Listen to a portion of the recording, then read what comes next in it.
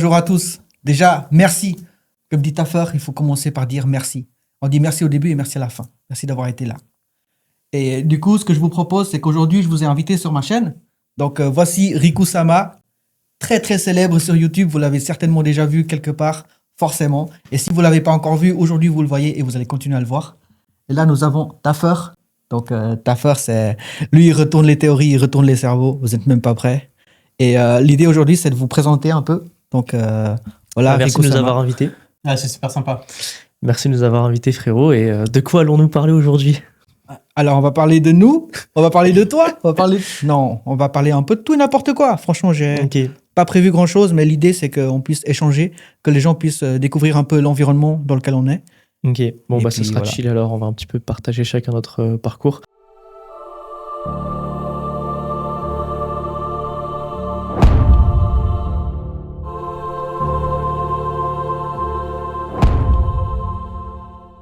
Du coup, d'où est-ce que tu viens? Qu'est-ce que... Ok, donc je commence par me présenter. Ouais, Alors, je sais pas, c'est où que je dois regarder. Alors toi, c'est là, c'est cette caméra. Moi, c'est celle-là. Ok, donc les amis, bah, moi, vous me connaissez peut-être sous le nom de Riku-sama Theory. Enchanté.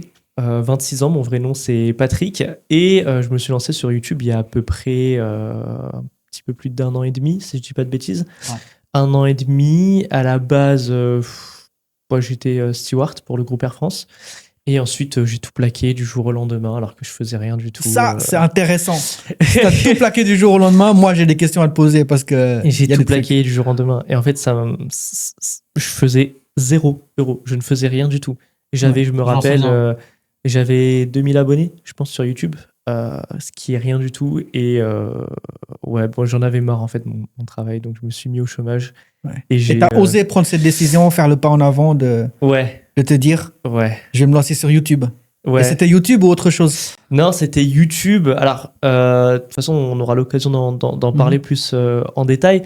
Mais on a pu tester plein de business à l'époque qui n'ont pas vraiment fonctionné pour ma part. Mais toute l'expérience acquise m'a permis d'arriver à un stade où sur YouTube, je suis arrivé avec une résilience qui fait que même si je faisais 0, 0, 0, 0, 0, 20 vues par vidéo, en fait, j'avais déjà une base de mindset entrepreneurial. De croyance, de parce persévérance. qu'on avait fait du trading ensemble. Ouais. Je sais que moi, j'ai beaucoup tradé. Ça se compte en termes d'années.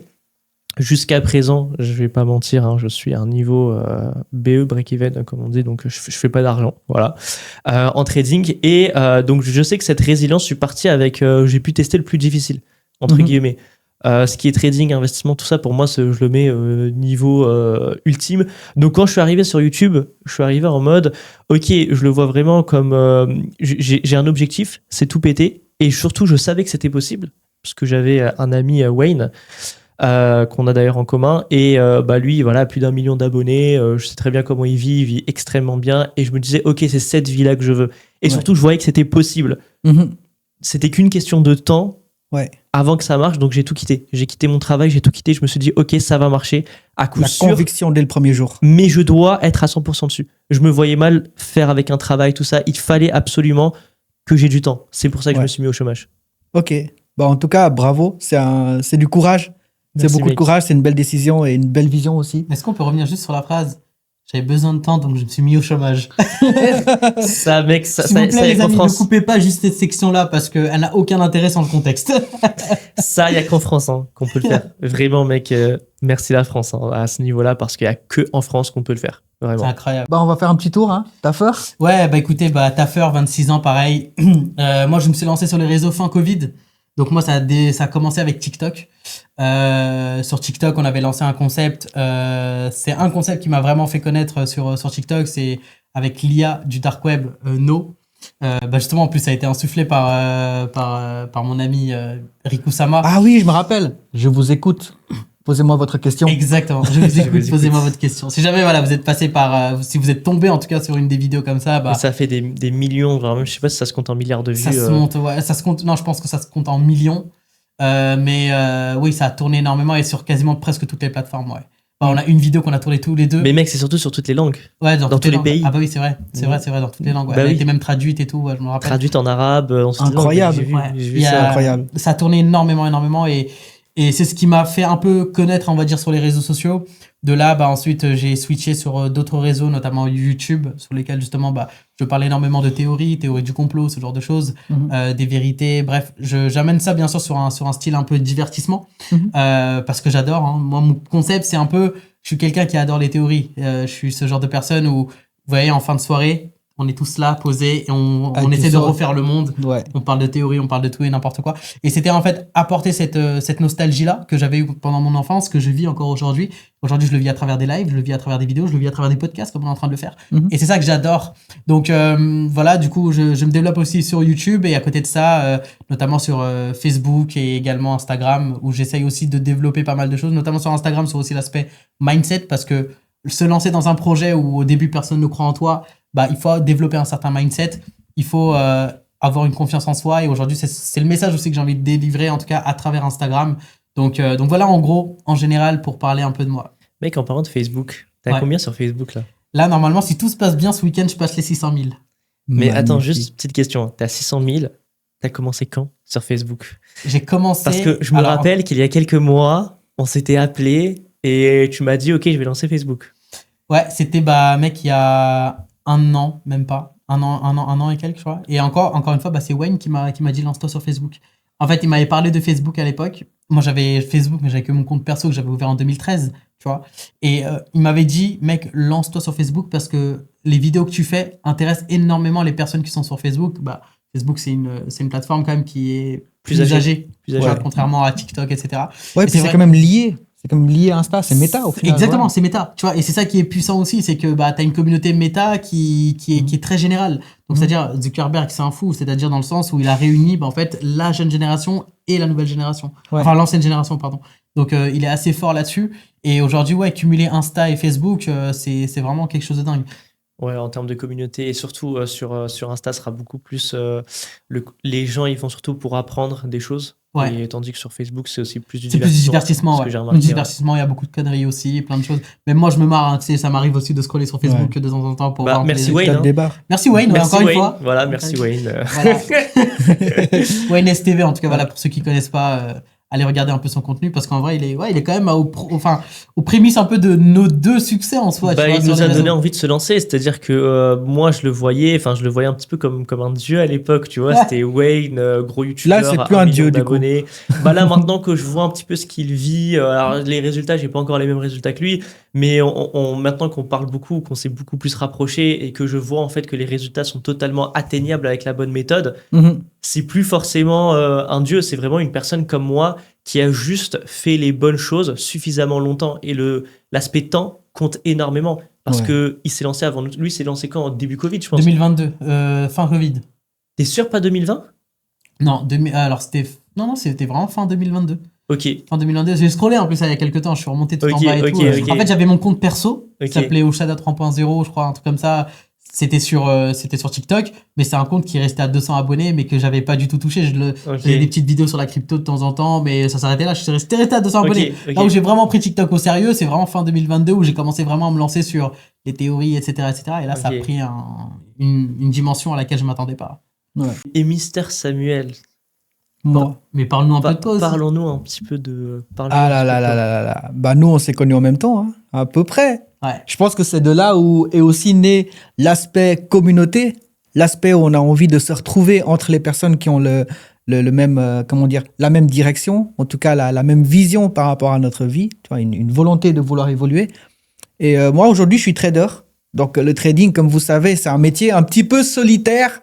Et c'est pour ça qu'aujourd'hui, je vous sollicite parce que moi, tout seul, buy, sell, acheter, vendre, gagner, perdre, voilà, c'est... Mais c'est quand même drôle parce qu'au final, que ce soit toi, moi, Taffer, Crypto Chef, toute la team, on s'est tous rencontrés un petit peu à un moment donné.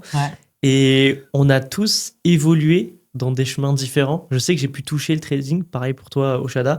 C'est quelque chose dans lequel j'ai malheureusement pas réussi comme sur YouTube, comme j'aurais voulu réussir. Après, ça veut pas dire que je vais arrêter pour toujours. J'aimerais bien reprendre un jour. Mais toi, t'as vraiment, entre guillemets, plutôt percé dans ce domaine. dans celui du Ouais. trading. Percer, je dirais pas, mais un jour, je le dirai. Et c'est une certitude. Ça veut dire que moi, en fait, quand j'ai commencé dans le trading, c'était en même temps que vous, à peu près. Hein, Vers donc, quelle année? 2020. Ok. Ouais, 2020, il y avait le Covid. On C'était en était plein tous, Covid, ouais. on était tous à la maison. Et il fallait trouver un moyen pour faire de l'argent. Donc, c'est aussi à ce moment-là où j'ai commencé à me questionner sur ma vie. Qu'est-ce que je voulais faire vraiment? Et à ce moment-là, j'ai aussi reçu quelques audios qui m'ont permis de pouvoir développer plus l'aspect ambition, l'aspect mindset, Ouais. persévérance et tout ça, la compréhension, la conscience de moi-même. Et le business en soi, c'était de faire du trading. C'était de faire du trading, mais en communauté. Et donc, on s'est rencontrés à ce moment-là, je faisais du trading. Mais moi, en fait, ce que j'ai découvert dans le trading, c'est que ça me permettait d'en apprendre plus sur moi-même. Et vu que j'étais en pleine période où j'étais en questionnement par rapport à ma vie, je voulais en comprendre plus sur moi-même. Parce que le trading, Ok. c'est énormément de psychologie. C'est comment tu te comportes vis-à-vis de la gourmandise, vis-à-vis de la perte, vis-à-vis de la peur, vis-à-vis de la confiance. Juste petite question, hein, excuse-moi de te couper. Mhm. Est-ce que tu peux peut-être expliquer à la caméra c'est quoi le trading? Parce que je pense que les personnes qui nous regardent, il y en a qui savent ce que c'est. Enfin, on a tous un petit peu entendu parler Ouais. du trading. On en entend beaucoup parler aussi sur les réseaux. C'est beaucoup démocratisé. Est-ce que tu peux l'expliquer vraiment le plus simplement possible pour Ouais. qu'un enfant puisse comprendre? Alors, le trading, en soi, ça consiste à acheter un objet, un actif financier, mais disons un objet à un certain prix pour le revendre un peu plus cher. Je prends un exemple. Aujourd'hui, j'achète à Paris, parce que nous sommes à Paris, une bouteille d'eau. Ça va me coûter peut-être 1 euro. Et si je prends cette bouteille d'eau et que je me retrouve dans le désert, très très loin de la prochaine boutique où il y a de l'eau, et qu'il y a quelqu'un qui a soif, cette personne va être capable de me donner sa Rolex pour échanger contre une bouteille d'eau. Donc ma bouteille d'eau, elle aura pris énormément de valeur. Donc moi, mon objectif en tant que trader, c'est de trouver les actifs qui sont pas trop chers, de les acheter et de les revendre plus loin, plus cher. Ok. Et ça Voilà. s'applique pour, dans ton cas, ça va s'appliquer beaucoup plus sur l'aspect financier, c'est ça? Exactement. Donc je vais trouver des actifs financiers, je vais regarder graphiquement le prix, si justement il est à un niveau qui est cher ou s'il est à un niveau qui est pas cher. Et après, suite à mon analyse, je vais pouvoir choisir mes achats et choisir mes ventes en fonction d'une certaine lecture de prix. Et tout à l'heure, tu parlais de cet aspect un petit peu gourmandise, tout ça, tous ces aspects psychologiques. Tu disais aussi qu'on pouvait en apprendre beaucoup plus sur soi-même avec le trading.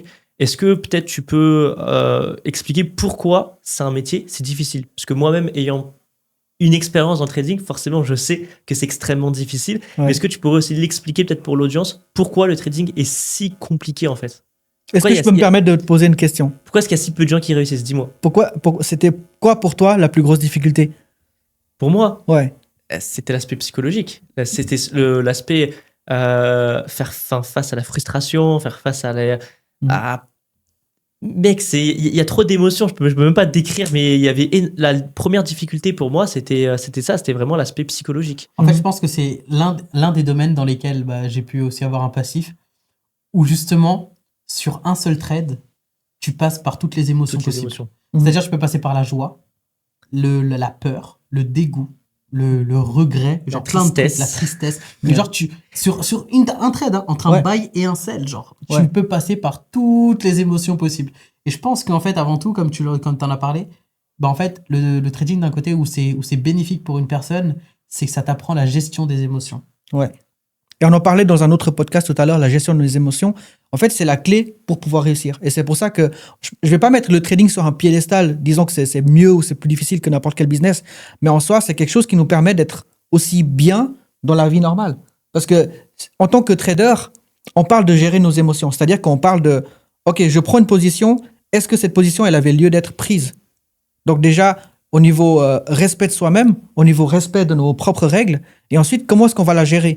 Est-ce qu'on va prendre des décisions basées sur nos peurs, sur notre gourmandise, ou est-ce qu'on va vraiment rester sur notre stratégie?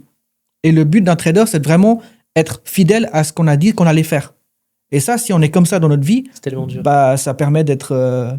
si on est bon dans le trading, entre guillemets, ça nous permet aussi de pouvoir surmonter plus facilement les émotions qui nous arrivent dans la vie. Après, il y a le côté, entre guillemets, néfaste. Je ne dirais pas néfaste, mais le côté où le trader, il se forge et il a de moins en moins d'émotions. C'est-à-dire que tout à l'heure, tu nous racontais l'histoire de ce matin, là. Oui. C'était quoi l'histoire, d'ailleurs? Raconte-leur. C'est quoi l'histoire? L'histoire, alors c'était pas ce matin, c'était quand j'allais au boulot, tu parles de celui-là, non? Ouais. Avec le mec. Ouais. Ouais, en gros, c'est que en gros, on parlait justement de la gestion d'émotions à ce moment-là. C'était CryptoChef en fait qui me disait que en gros, ouais, il y a des gens aujourd'hui, ils viennent dans les voitures et tout, ils viennent, ils mettent des queues de poisson, ils partent, etc. Tu vois. Mhm. Et moi, j'ai dit, mais en fait, c'est drôle que tu me dises ça parce que ça me fait penser à une épreuve que j'ai vécue, enfin une expérience que j'ai vécue là, il y a même pas quelques jours. J'allais au boulot. J'étais un peu dans les. J'étais pas un bon matin, en gros, j'étais pas forcément bien réveillé. Je mettais, tu sais, quand j'y vais, je mets toujours un petit podcast. Donc j'écoute ou des audios justement qu'on écoute en commun. Et en fait, j'allais et du coup, en fait, il y avait une voiture derrière moi dès le départ sur les quais, donc c'est-à-dire qu'il me suivait, enfin qui était derrière moi, et je roulais à 50 parce que la limitation est à 50. Mais lui, ça se voyait qu'il voulait accélérer à ce moment-là parce qu'il n'y avait pas de radar et tout et tout. Moi, je roulais à 50 tranquillement, donc ça se voyait qu'il était pas bien. À un moment donné, bah, du coup, je me décale sur la droite parce que j'allais tourner. Et du coup, j'avais pas vu qu'il y avait une voiture sur mon angle mort, tu vois. Et du coup, genre, j'ai failli taper, mais du coup, je me suis redressé, tu vois, parce que la voiture, elle a klaxonné. J'étais pas forcément bien concentré. Ça peut arriver à n'importe qui, tu vois. Et à ce moment-là, la voiture, elle arrive, elle s'arrête. Donc, c'est-à-dire la voiture qui me klaxonnait depuis tout à l'heure. C'est-à-dire la voiture, le taxi, le mec qui était pas bien. Il baisse sa vitre. Alors que là, l'histoire n'a rien à voir avec lui, hein. Là, c'était moi avec une autre voiture. C'était une femme qui conduisait à côté. Ça n'avait rien à voir. Le mec, il baisse sa vitre et il est là en train de m'insulter de ouf. Mais genre m'insulter. Ça se voyait qu'il m'insultait. Mais moi, j'avais la vitre levée. Donc, du coup, je ne comprenais. Enfin, je savais pas ce qu'il disait, mais je sais qu'il était pas content. C'était un taxi. Il avait baissé. Il était là en train. Carrément, il mettait sa main dehors pour m'insulter, tu vois. Ouais. Le seul truc que j'ai trouvé à faire à ce moment-là, c'est de le regarder et de rigoler. Mais genre vraiment, genre de ne vraiment faire barrage entre ce qu'il me disait, mais genre juste de le prendre à la rigolade, comme étant presque un clown, tu vois. Et je rigolais genre en mode, waouh, c'est incroyable ce que tu fais, tu vois. Genre. Et j'étais tellement bien en fait à ce moment-là parce que j'étais déjà dans l'émotion du podcast. La femme derrière, elle aussi, en fait, elle m'avait juste klaxonné et je regardais dans le rétro en mode, elle était. Ouais, ça aurait été chill, ouais. Elle était chill, tu vois. Elle m'a juste fait comprendre que t'as fait une petite erreur. Mais un mec qui avait rien à voir dans l'histoire était là en train de péter un câble. En train de déverser en sa fait, haine, il avait perdu le contrôle sur lui-même, tu vois. Mhm. Et moi, en fait, ça m'a plus fait rire de la manière où j'étais en train de me dire, mais qu'est-ce qui a pu se passer dans cette matinée pour que ce mec en arrive là, tu vois, à cette émotion-là. C'est un cumul. C'est ça. Ouais. Et moi, en fait, j'étais juste tellement bien de le voir. En fait, c'est, mec, imagine, à 7h30 du matin, t'as un mec qui vient, qui fait le clown. Mec, incroyable. Il refait ta journée. Ouais. Tu vois, donc moi, j'étais en train de rigoler, mais vraiment. Et toute ma journée, en fait, elle s'est plutôt bien passée. En fait, ça s'est bien passé parce que j'ai décidé de faire en sorte que cet événement-là soit positif pour moi. Et je sais qu'il y a plein de personnes dans ce genre de situation auraient eux aussi baissé la vitre et entré en confrontation avec eux et leur journée aurait peut-être pu être merdique parce qu'il y aurait eu conflit, tu vois. Mais là, tu ouvres un sujet de fou parce que au final, c'est pas tant ce qui nous arrive, c'est comment on réagit. Comment on réagit. Au final. Et la plus grosse difficulté en tant que trader, c'est que il va nous arriver des gains, mais il va nous arriver des pertes. Et quand une perte nous arrive, ça veut pas dire qu'on est un mauvais trader.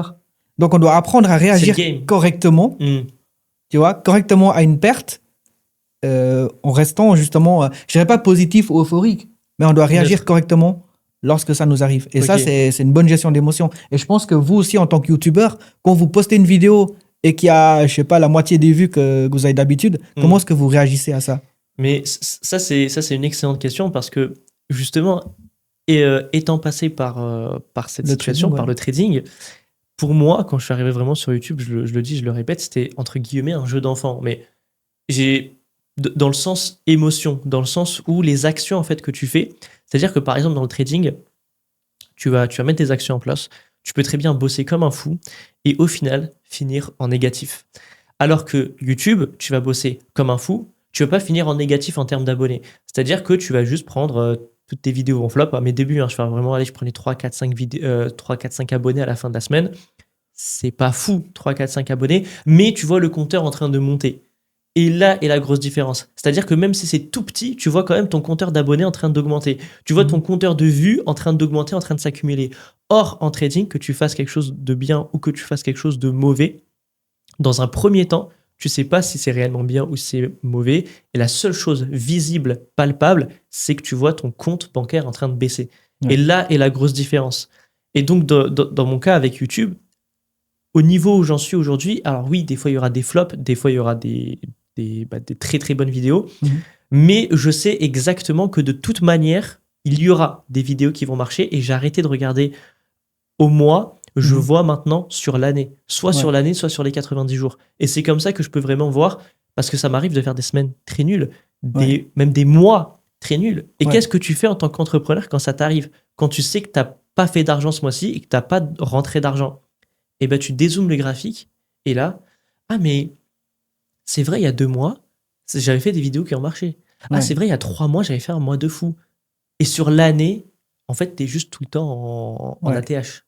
Et moi, en fait, j'ai une vraie question à vous poser, les gars, là-dessus. Parce qu'en fait, je pense qu'on vit quasiment tous les trois, le même délire. Et je sais que plein d'autres entrepreneurs, plein d'autres créateurs de contenu vivent aussi ce problème-là. Et j'ai envie d'avoir votre avis aussi là-dessus. C'est que on est dans un domaine, nous trois, où en fait, on est énormément dans la solitude. On vit la solitude. Mais vraiment, les gens pensent qu'en fait, nous, les créateurs de contenu, ok, ou même les entrepreneurs, en vrai, on sort beaucoup, on fait la fête. Tu vois, quand on voit nos nombres C'est ce qu'on d'abonnés. montre sur les réseaux. Ouais. Non, mais les gens, en fait, les gens, c'est ce qu'ils pensent, en fait. Ils Mm. pensent réellement qu'en fait, on est des gens ultra sociables. Bon, on est sociable, tu vois, mais ils pensent qu'on a une vie sociale, tu vois, c'est-à-dire Ouais. une vie complètement sociabilisée. On est avec les gens, on passe le temps, tu vois.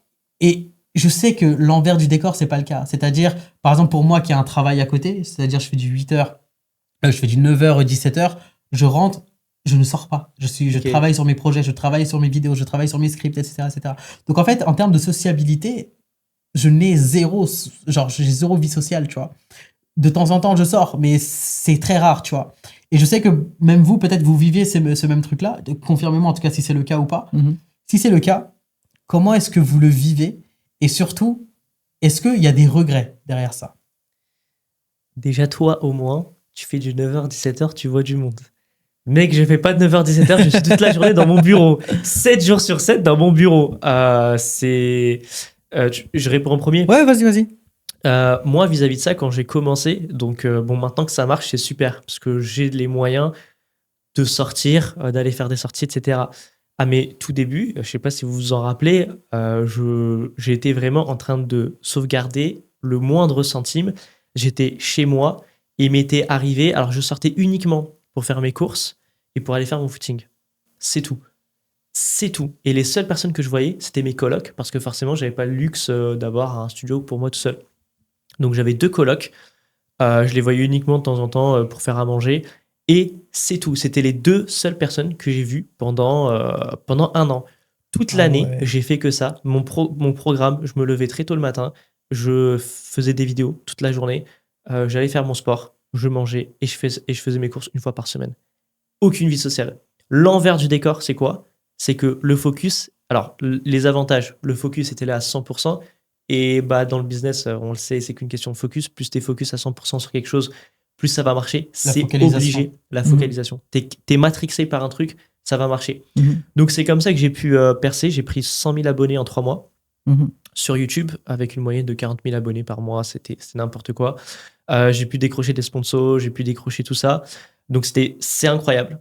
L'envers du décor, c'est que j'ai vu personne et que j'ai même eu un moment l'impression d'avoir un petit peu gâché cette année de mes 25 ans, entre guillemets, parce que je n'ai pas du tout évolué en tant que personne. C'est-à-dire que j'ai évolué des compétences qui ne servent à rien dans la vraie vie, dans le sens faire des montages, ça sert à rien, faire des hooks, ça sert à rien, faire des scripts optimisés, ça sert à rien. C'est pas comme si j'avais appris à faire du feu. C'est pas comme si j'avais appris à survivre. C'est pas comme si j'avais appris à faire à manger, hein, une vraie compétence entre guillemets palpable. Là, c'était pas du tout Des palpable. compétences métiers. Oui, mais c'est-à-dire que dans la vraie vie, Ouais. tu vois, dans la vraie vie, comme tu le disais tout à l'heure, l'exemple du désert, je suis dans le désert, je vais pas, enfin, ça sert à rien du tout que je fasse du montage, que ça, je fasse des scripts, que je sache faire des vues, ça ne Ouais. sert à rien. Donc, j'étais un petit peu dans ce cas-là, mais il y avait de l'argent qui rentrait. Donc maintenant, avec du recul, avec beaucoup de recul, je me dis, franchement, sacrifier une année de ma vie pour pouvoir me lancer et aujourd'hui être entre guillemets bien et avoir la recette qui marche pour faire des vidéos qui marchent, avoir une communauté engagée, une audience engagée, et il n'y a pas besoin de beaucoup de temps. Pour percer 1 an, c'est largement suffisant. C'est-à-dire que pendant 1 an, j'étais inconnu au bataillon, je faisais 0 vues, 0 argent, et après, ça a explosé. Et quand ça explose, c'est comme l'exemple du puits. Ouais. Ça ne s'arrête plus. Ça ne s'arrête plus. C'est Ouais. bon, c'est fini, t'as la recette. Donc moi, pour répondre à ta question, oui, j'ai ressenti, surtout à l'époque, une grosse solitude pour percer. J'étais obligé de m'isoler. J'étais obligé de voir plus personne, en fait. C'est même pas, j'avais pas de potes. Je suis allé m'isoler à Rennes parce que les loyers étaient trop chers sur Paris, la vie est trop chère sur Paris. Donc je suis allé à Rennes petite ville, tout est pas cher, loyer 450 € le mois à la Encore coloc. cette discussion, on l'avait ensemble. C'était Ouais. au retour du Japon. C'est là qu'en fait, vraiment, ça nous a. Voilà. Faut que je raconte aussi l'anecdote du Mais, retour du mec. Japon. Non, mais moi, comment je suis allé au Japon et comment je suis revenu. Tu te Mec, rappelles? c'est dinguerie. Moi, je suis allé au C'est Japon, dinguerie. j'étais fauché. Ouais. Mec, j'étais dans le rouge. Ok. Mais on va raconter. On va reparler. On va reparler de ça. Mais juste pour finir, et maintenant, du coup, non, je regrette pas parce que ça me permet d'avoir une vie sociale. Le fait que, en fait, je me dis que tout est connecté. Chaque chose arrive pour une bonne raison. Le fait qu'aujourd'hui, j'ai une vie plus ou moins stable, ça m'a permis de rencontrer quelqu'un, d'emménager avec cette personne, de partager ma vie avec. Donc déjà, il y a beaucoup moins de solitude puisque je partage ma vie avec quelqu'un. Je sors avec cette personne une fois par semaine. Aujourd'hui, j'ai le temps. Je peux me permettre, j'ai ce luxe, entre guillemets, de me prendre une journée off à la semaine, profiter de ma vie. Et franchement, une journée off à la semaine, j'adore ce que je fais. Donc je le ressens pas forcément. Ouais. Je ne travaille plus. Et ça vu que crée je aussi kiffe. de la rareté pour cette personne. C'est-à-dire le fait de te voir une fois par semaine, en fait, elle n'attend que ça aussi. C'est-à-dire, et vous deux, vous attendez aussi que Ouais, ça. on attend En vraiment fait, il y a ce moment, ouais. il y a ce truc de la rareté et de Après, on se voit tout l'importance le de ce temps. moment. Après, on se voit tout le temps aussi. Donc, parce Non, que- mais destiné à cette personne-là, oui. ça Ouais. crée l'importance de ce moment. tu Ouais. vois. Et Après, une fois par semaine, pour moi, c'est beaucoup. Après, comme tu dis, c'est très bien parce que tu. En fait, Pour moi, c'est beaucoup une fois par semaine. genre. ouais, Ça dépend de ce c'est que tu relatif, fais. ça dépend. Mais si tu es vraiment sur l'instant présent, Ouais. à chaque chose que tu fais, bah, quand tu es en train de bosser, bah, tu kiffes.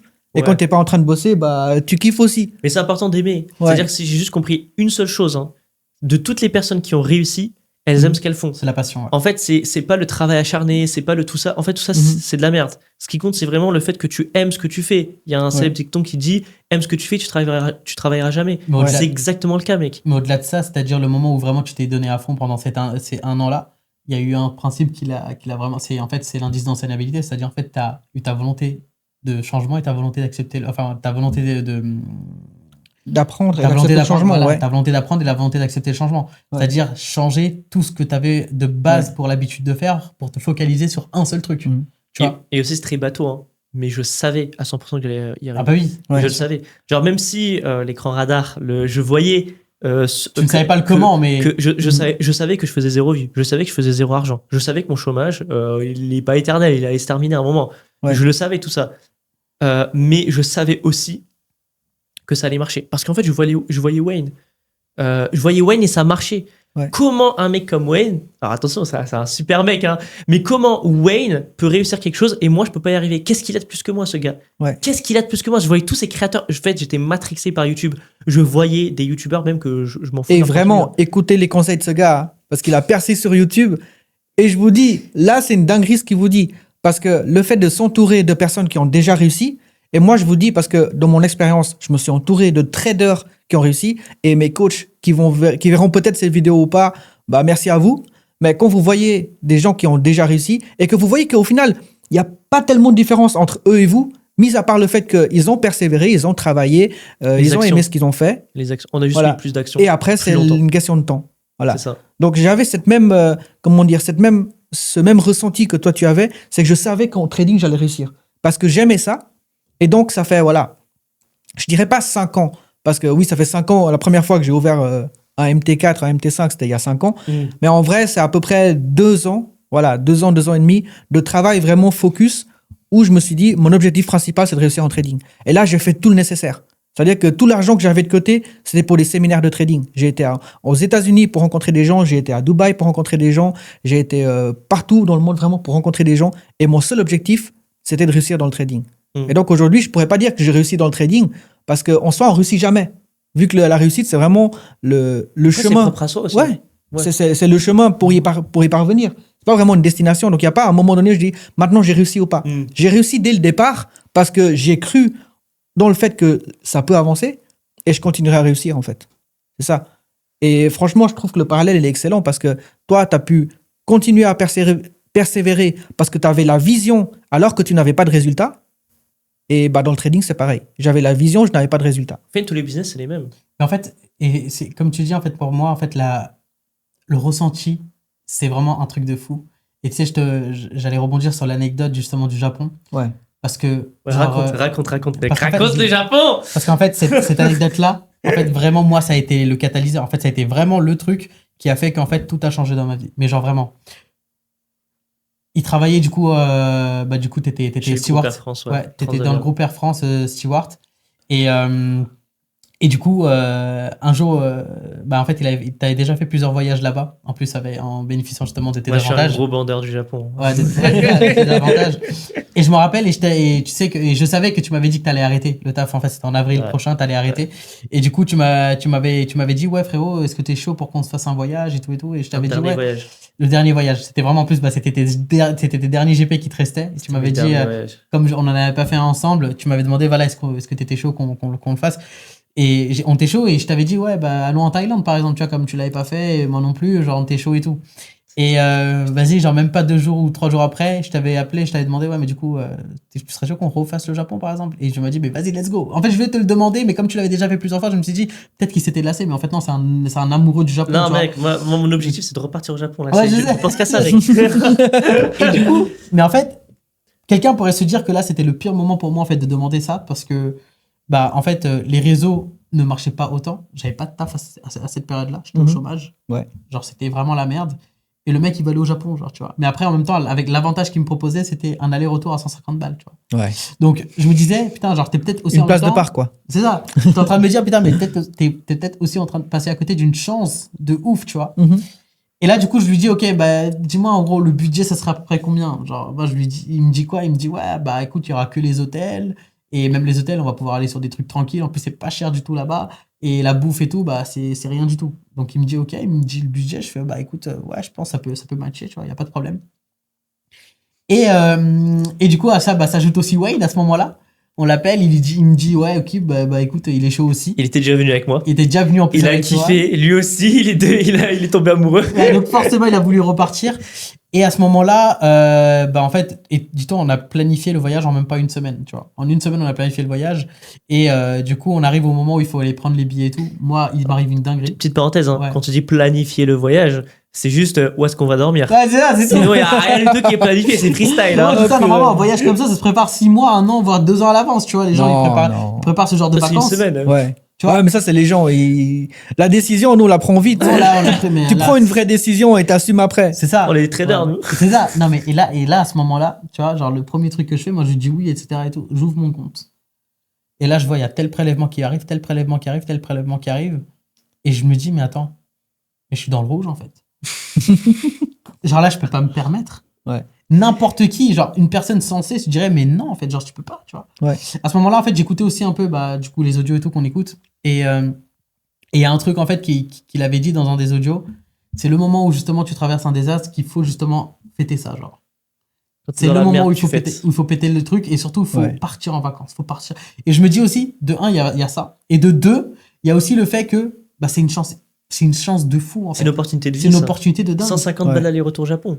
Mec, le seul truc que je me dis à ce moment-là, et en fait, ils m'ont forcé. Ils m'ont dit, mec, mais vas-y, va. Tu sais quoi, vas-y, va là maintenant. Tu fais le virement. Et en plus de ça, tu pars et tu retires l'argent. Et comme ça, moi, t'es sûr, tu pars. Et le truc que je me dis à ce moment-là, je fais, vas-y, tu sais quoi, je vais les écouter. Je pars à la banque, je suis au téléphone avec eux, je retire l'argent. Et je me dis, vas-y, c'est bon, les gars, je viens avec vous, on y va, let's go, ok. Et là, en plus, pendant le voyage, il nous arrive plein de périples. Plein de péripéties. Des dépenses, genre en mode, du coup, qu'on n'avait pas envisagé. Mec, on en parle du fait qu'on s'est retrouvé en Corée. Ouais, c'est ça le truc. Parce qu'on essaie d'aller au Japon, on n'arrive pas à aller au Japon, donc on se retrouve en Corée. De la Corée au Japon, du coup, on doit repayer un billet, tu vois. Ouais. Et donc, en fait, sur dépenses, moi, je suis en train de me dire, mais attends, où est-ce que je m'enfonce là? C'est bizarre. Où est-ce que je suis en train de m'enfoncer? Ouais. Mais surtout, en fait, je suis en train de me dire, frérot, pense pas à ça. Ouais. Là, tu pars. Kiffe le moment. Ouais. Kiffe le moment. Sois heureux. Sois content du moment. Et t'inquiète, je sais pas comment, mais quand je vais arriver, tout va se régler. Et ça, c'est puissant. Je ne sais pas comment, mais tout va se régler. Tout va se régler. Ouais. Genre là, je kiffe, je vais être heureux. Les moments où on a été hyper heureux, tous les moments qu'on a passés. Mec, on a vibré à une fréquence, je pense, en plus à l'autre bout du monde. Mec, incroyable. Ouais. Et le seul truc que je me disais, je vais rentrer, t'inquiète, tout va bien se passer. Ouais. Ouais, t'as dit un truc? J'allais juste dire, je sais pas si t'allais l'aborder ou pas, c'est là-bas qu'on a fait sur le téléphone la liste des objectifs. On a fait notre liste des objectifs, effectivement. C'était à l'aéroport. C'était à l'aéroport de la Corée, non? Si je me trompe pas. Je sais plus, mais en gros, on avait tellement de temps avec l'aéroport que les vols ratés, etc. Je t'épargne les détails. Et en gros, sur le téléphone, chacun, on s'est fait vraiment une note partagée sur iPhone. Et Wayne, objectif. Taffer, objectif. Et Rikusama, objectif. Et chacun, on a mis des objectifs qu'on voulait atteindre dans notre business respectif. Et on Ouais. a dit qu'on allait, vraiment, c'était comme une sorte, je sais pas s'il y a eu un truc qui s'est scellé, c'est une sorte de pacte avec Bah, c'est un peu l'univers. comme le groupe 2025. Ouais, c'est Ouais. exactement On ça. en parle 2025 ou C'est pas? exactement ça. C'est ça. Ouais. Et mec, tous les objectifs ont été Ça, atteints. il faudra qu'on en reparle aussi. Tous les objectifs ont été Ouais. atteints. Tout ce qu'on a écrit sur la liste a tout été atteint. En fait, on était engagé à un point. Moi, en tout cas, ce qui m'a le plus choqué, c'est vraiment les revenus parce que, genre, frérot, j'avais noté, je me rappelle, les revenus que je voulais taper à ce moment-là. Frérot, ça a été atteint, tu vois. Je rentre, dis-toi. Ouais. Je rentre du voyage au Japon. Il y a plein de trucs qui s'ouvrent à moi, etc. Bah, du coup, je me remets dans une formation en même temps. À côté, je travaille aussi sur les réseaux. J'explose sur les réseaux. J'explose dans T'exploses ma sur TikTok, là. dans ma formation, etc. Ouais. J'obtiens ce que je veux. Je trouve un travail. En Mhm. fait, tout se fait. Frérot, l'État me donne un peu d'argent au début parce que, genre, voilà, pour me reconstruire et tout. Mhm. Et en même temps, bah, je me sers de ça, frérot, pour exploser. Ouais. Tu vois? Et donc, en fait, à un moment donné, je me dis, mais en fait, c'est le voyage au Japon, en fait, qui m'a vraiment tout ouvert parce que j'ai vibré à une fréquence où j'étais tellement heureux Mhm. que, en fait, je n'ai plus ressenti depuis ce jour-là le manque, le désespoir, le fait de me dire que je vais rater ma vie, le fait de me dire que je suis en train de m'enfoncer. Alors Ouais. qu'avant le Japon, j'avais énormément ces ressentis-là. J'avais peur de l'avenir, j'avais peur de ce que j'allais devenir, Mhm. tu vois. Et en fait, le Japon m'a complètement... En fait, le fait d'être dépaysagé dans un autre pays où je ne pense pas à la fiscalité, je ne pense pas à la France, je ne pense pas au travail, je ne pense pas à tout ça, Tu manges les meilleurs ramen du monde. je mangeais les meilleurs ramen du monde dans le meilleur resto d'Osaka, je m'en souviens. Mec, c'était incroyable. Je vivais un truc de fou. Et quand je suis arrivé, aucun problème. Genre, j'étais là, je me disais, Y a pas de problème. Il n'y a Ouais. pas de problème. Ouais. Mais est-ce que du coup, toi, Samuel, il t'est arrivé quelque chose peut-être de similaire, un déclic? Je sais que pour ma part, pareil, ça a été le Japon, mais le voyage que j'ai fait solo au Japon. En fait, moi personnellement, mon déclic, c'était quand j'étais... Mon déclic, je me rappellerai toujours ça. Juste, je parle de mon déclic, Mhm. ensuite je te laisserai la parole. Ça a été quand j'étais, donc voilà, j'étais chez le groupe Air France. Et je me rappelle, j'étais en train de faire un retour Dubaï. Donc Dubaï-Paris. Alors oui, c'était incroyable, suite de luxe, etc. C'était magnifique, vraiment, j'avais un lifestyle de fou. Sauf que j'étais en train de me poser une question. J'étais vraiment dans une prison dorée et j'étais à un retour, il était 3h du mat dans l'avion et il y avait quelqu'un qui m'avait demandé un café. Et j'étais mort, en fait, j'étais éclaté et je suis parti pour lui servir un café et j'étais en train de me dire, mais est-ce que vraiment c'est ça le prix au final du lifestyle? Est-ce qu'au final ce lifestyle que j'affichais sur les réseaux, est-ce que c'était réellement mon lifestyle? La réponse était non, c'était le lifestyle d'Air France. Moi, je n'avais rien accompli par moi-même et j'avais un énorme syndrome d'imposteur. Et là, j'ai eu un déclic. Je me suis dit, ça là, cette sensation maintenant, je suis à 3h du mat, éclaté, en train de servir un café. J'ai froid. Tu sais, quand t'es la nuit, Ouais, et t'es tout, pas ta bien, nuit tu te dis, blanche mais et tout, qu'est-ce que je fais là? t'es complètement décalé.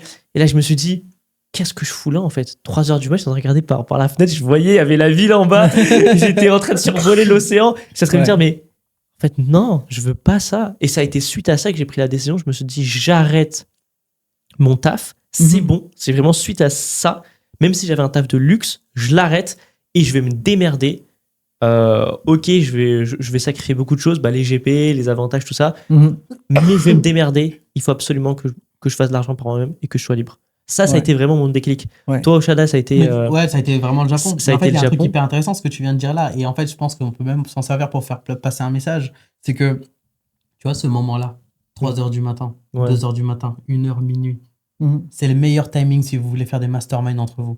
C'est-à-dire si même vous avez des potes, ok, des potes avec qui vous vous entendez très bien et que vous avez envie juste de parler autre chose que de la rigolade, mais du sérieux, prenez ces tranches d'horaire entre minuit à 3h du matin. C'est le moment dans lequel vous êtes dans un état qu'on appelle l'état alpha. C'est-à-dire vous êtes tellement posé, les émotions sont là. Vous allez voir que vous allez vous rendre compte que parfois vous allez même parler de certaines choses, de blessures du passé qui vont vous faire avancer. Et vos potes peut-être autour de vous, si c'est des gens bienveillants, en fait, eux-mêmes, vous les verrez dans un état où ils sont vraiment là pour vous aider. Ces horaires-là, c'est les meilleurs. Vulnérable. Souvent, très tard le soir ou très tôt le matin.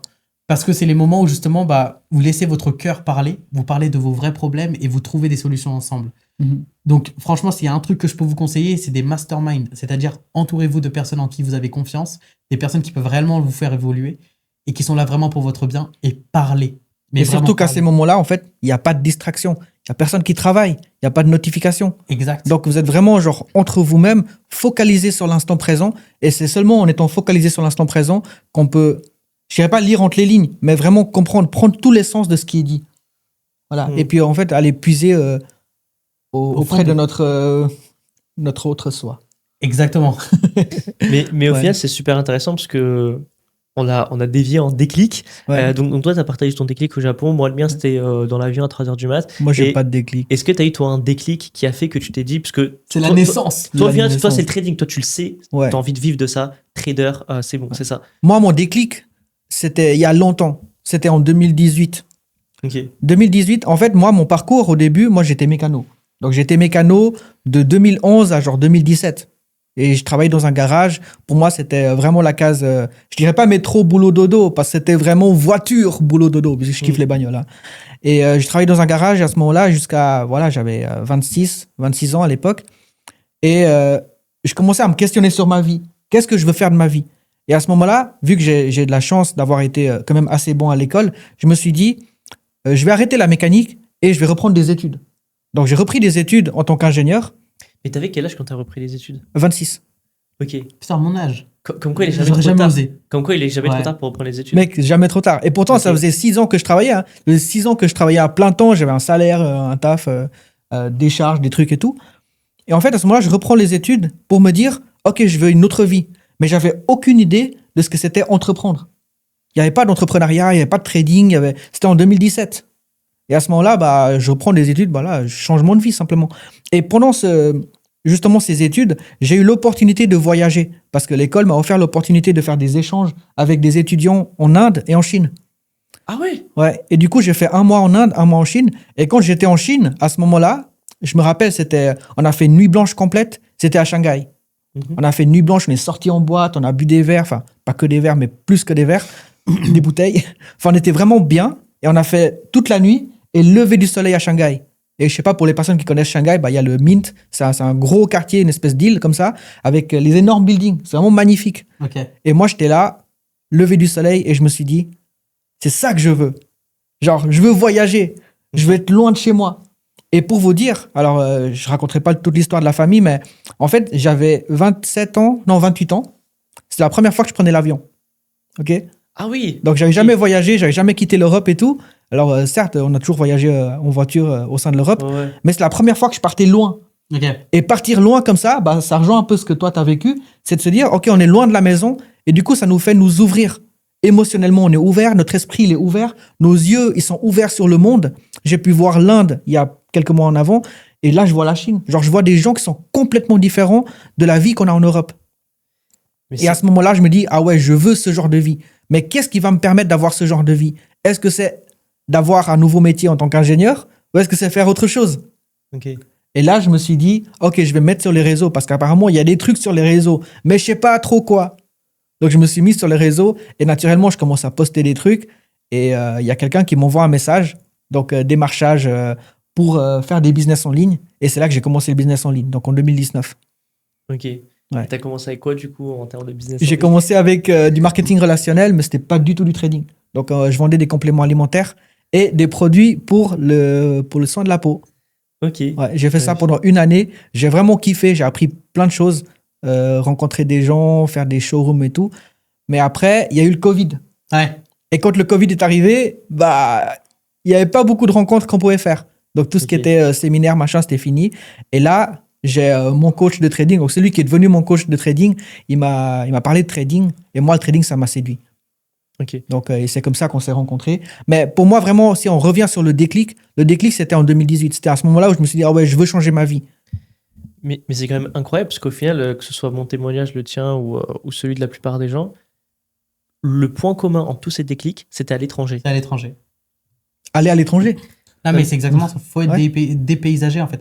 En fait, il faut qu'il y ait aucune connexion entre toi et ton passé.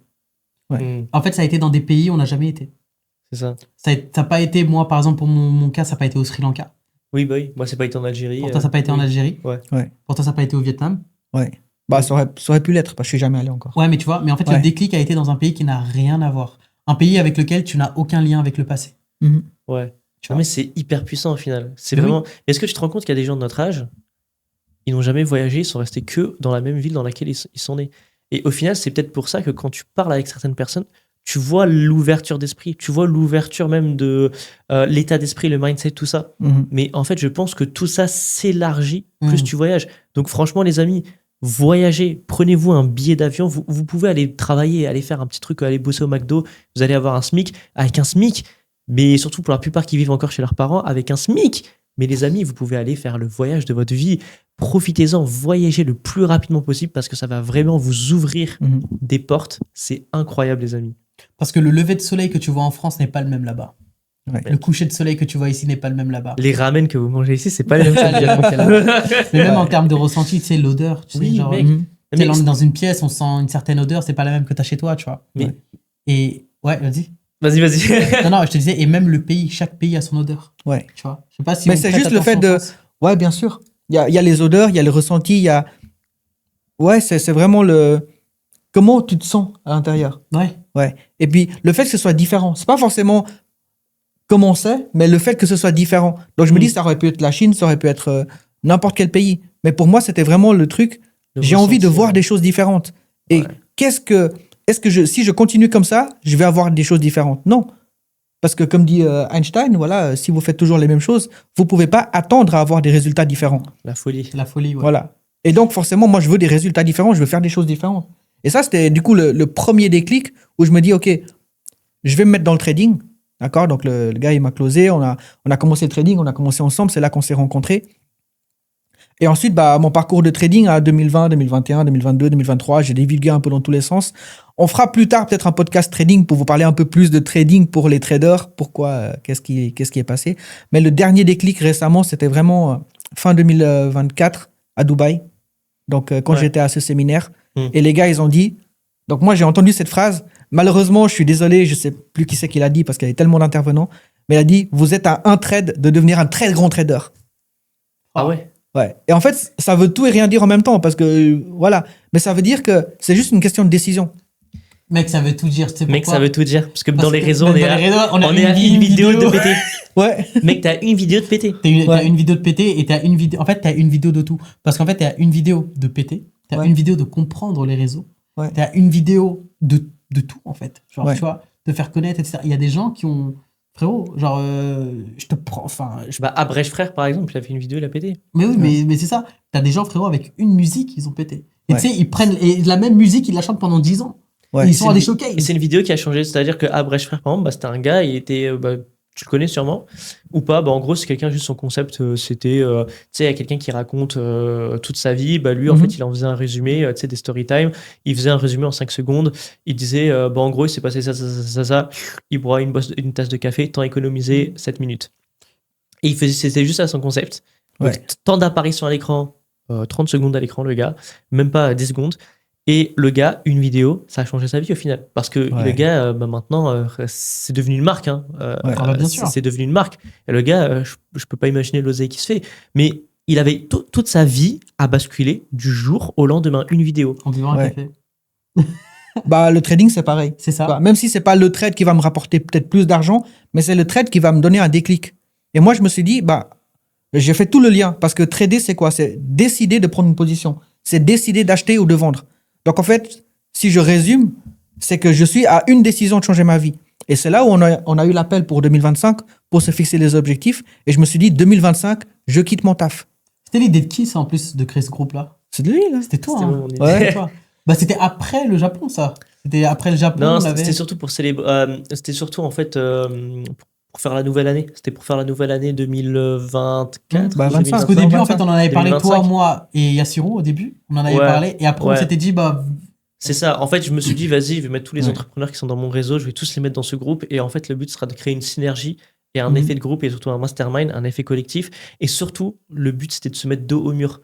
Ouais. C'est-à-dire que le but, c'était de se mettre des objectifs. Mais en fait, la plupart des gens se mettent des objectifs, mais après, ils se cachent derrière la bannière du loup solitaire. En mode, oui, je me fixe des objectifs, mais je vais pas vraiment en parler Mhm. parce que oui, les gens, ils seront jaloux, blablabla, blablabla. Mais ferme ta gueule, frère. C'est juste qu'en fait, tu sais très bien que tu vas Ferme rien ta faire. Tu sais que tu vas rien faire, en fait. Ouais. Et la plupart des gens se cachent derrière de la modestie. Mais en fait, c'est pas de la modestie.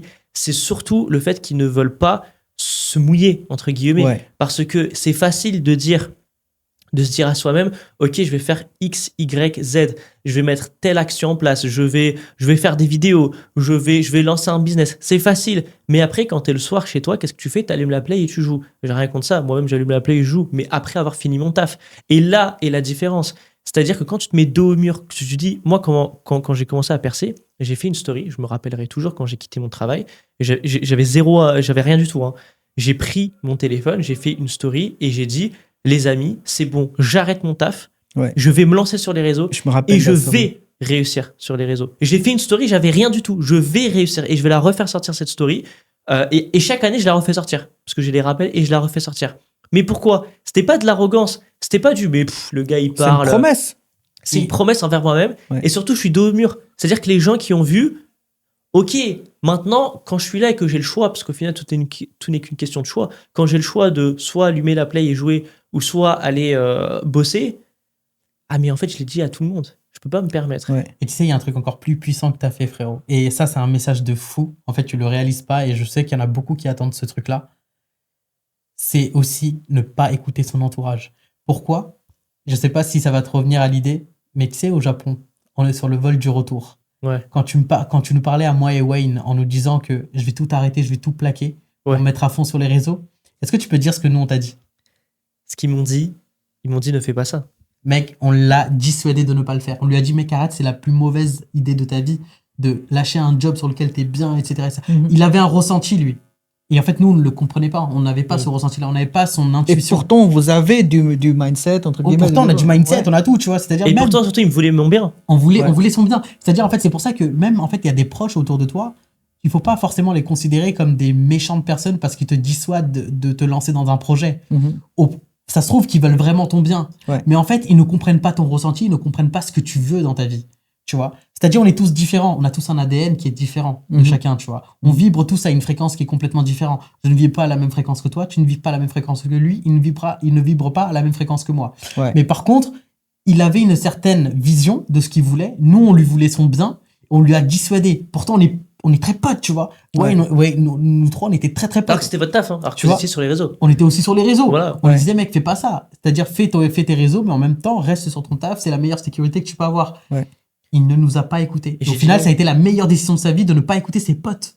Ouais. Tu vois. Donc, les gars, genre, vraiment, le message que je peux transmettre à travers ça, à travers son histoire, n'écoutez pas vos potes. N'écoutez pas votre famille. N'écoutez pas les gens vraiment qui sont là, même si ils veulent votre bien. Suivez votre ressenti. Suivez votre intuition. C'est le meilleur truc que je peux vous donner, en tout cas, en termes de conseils. Et son histoire le prouve. Et C'est si ça. toi, aujourd'hui, t'es mon pote et que je t'écoute pas, tu comprends pourquoi. C'est exactement ça. J'arrête de t'écouter. C'est exactement ça. Ouais. Mais c'est exactement ça. Et c'est surtout, faut pas vraiment voir ces gens-là comme des mauvaises personnes ou comme des personnes qui vous veulent du mal, parce qu'au final, ce sont juste des personnes qui ne voient pas ce que vous voyez. Et vous ne pouvez pas imposer aux gens votre vision. Ça ne marche pas comme ça. Je peux pas, si vous êtes là et que vous dites, je sais pas, je vais dire n'importe quoi, vous voulez devenir le plus grand Mbappé, par exemple, quand il était petit, et il est là, il va dire à tout le monde, je vais devenir le plus grand joueur du monde. C'était son rêve depuis tout petit. Mais tout le monde va lui dire, mais frère, mais ferme ta gueule, arrête de raconter de la merde. Et pourtant, il y est arrivé, c'est-à-dire que seul lui a compris sa vision. Et tu sais que dans un des podcasts, il l'a dit ce que tu es en train de dire. Ah ouais? Il a dit quoi? Il a dit mot pour mot, et ça va vous choquer là quand je vais vous dire la suite de la phrase. Il a dit, un jour je vais devenir l'un des plus grands footballeurs du monde. Je sais pas comment, mais je vais le devenir. Ah ouais, il a dit ça? Mot pour mot. C'était à Click, tu sais, Canal, Ok. sur cette interview-là. Je ne sais pas comment, mais je vais le devenir. Et ben là, je vous le dis, je ne sais pas comment, mais je deviendrai un des plus grands traders du monde. Let's go. Ouais. Non, mais c'est une dinguerie. Ça a été moi quand je l'ai écouté, frérot, bah, tu vois, compétence inconsciente innée. Ouais. C'est une compétence inconsciente. Pour en revenir au fait de partager vos objectifs, partagez-les avec votre environnement. Juste dites ce que vous voulez faire et emmerdez le monde. Et surtout, ne vous cachez pas derrière le fait de non, je suis humble, je parle pas de mes objectifs, j'ai peur. Et si jamais je les atteins pas? Et alors, si jamais tu les atteins pas? C'est pas grave. Bah, atteins-les. Ouais. Moi, par exemple, j'avais dit, pareil, j'avais fait des stories, j'ai dit que j'allais devenir un trader de fou, que j'allais faire 10 000 balles par mois en trading. Au final, tout ça, ça s'est pas fait. C'est Mais pas grave. on s'en fout, Au moins, j'ai t'as pu tenté. évoluer, et j'ai Ouais. tenté, et je peux dire fièrement, j'ai tenté, ça n'a pas marché pour moi, mais j'ai tenté tellement de choses, et surtout, j'ai persévéré dans chaque chose que j'ai faite, qu'il y a un truc qui a marché. Pour moi, ça a été YouTube, et TikTok, et tous les réseaux après par la suite qui ont tous explosé. Et c'est bon. Tant mieux. Mais Ouais. maintenant, je peux très bien retenter ma chance aussi plus tard. Bien Mhm. sûr. Il y a pas de Tente souci. les choses. Dans tous les cas, tu vas gagner de l'expérience. Et de Ouais. deux, en fait, ça t'aidera encore plus derrière à redire les choses de manière, en fait, sans le. En fait, sans avoir d'avis ou quoi que ce soit. Et en fait, les avis que tu vas prendre, dans tous les cas, ok, genre, prends-les à cœur, mais pas tant que ça. Et c'est des très beaux messages par rapport au fait d'être détaché vis-à-vis de l'échec. Parce que les gens aujourd'hui ont trop peur de l'échec. Ouais, de ouf. Ils ont trop peur de l'échec. Et dans le trading, en fait, vous allez faire que échouer. Et même si vous êtes un trader à succès, même si vous vivez du trading, bah vous allez échouer, vous allez perdre. Mais bien sûr, ça fait Un partie trader du ou jeu. n'importe quel business en vrai. N'importe quel truc, même dans la créa, dans tout. Ouais. Il y a des contrats qu'on peut perdre, il y a plein de choses qui peuvent nous arriver. L'échec, il arrivera toujours, mais il est toujours succédé par quelque chose de beaucoup plus grand. Mais tu sais que j'ai perdu mes contrats, moi. Oui, tu me l'avais dit. Ouais. C'est-à-dire que j'avais fait suite à. J'avais percé, entre guillemets. Et là, je suis parti un mois au Mexique, un mois à Los Angeles. Comme d'hab, on revient au truc de élargir un petit peu sa manière de penser, etc., voyager. Après ça, forcément, toutes mes stats ont baissé.